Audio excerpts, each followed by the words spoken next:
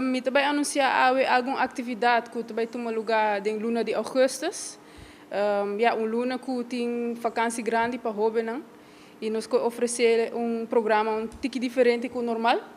Pero gente año nós está fazendo charla na atividade cultural também do bairro.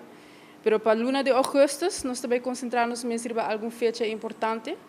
Por mim que tu gosta é regata. E regata é uma atividade hobby conhecida de nossa pessoa não que está posta boto. E dia de 21 de agosto também tem regata Aruba. Nós também fazemos viagem mais como uma competência. Governor Beach Bay é certa de lante é quase governador. Dia 21 de agosto, pero 2 dias por mim que sei, tu ainda me está atento para sobre me se registrar boto dia 19 de agosto e 20 de agosto vou por teste boto não. Para assim na dia 21 de agosto, lo vou por pusta com boto também. Então, me está invitar tu pessoa que tem boto miniatura, que vai pusta preparar boto não. Nós tem bela também, que boto aqui atrás traz minha pessoa, nós tem bela de diferente coloco por comprar também cerca de nós. Bana dia 6 também tem atividade em chiquito, pero sumamente interessante. Nós estamos começando com o programa de street photography, então programa de fotografia, que nós desmontamos está, com uma pessoa que está muito conhecida da parte de street photography.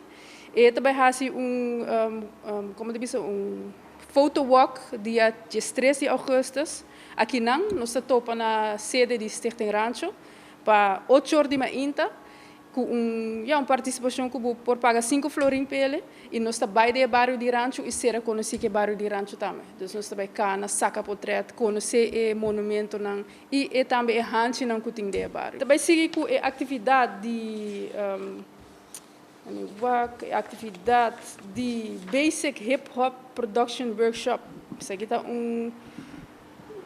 workshop um pouco diferente, mirando que na agosto nós também celebrar a Hip Hop Celebration Day. Isso aqui está hip hop tem cultura que nasce na América e hoje em dia tem hobby não que está praticar parte de rap e parte de hip hop beats.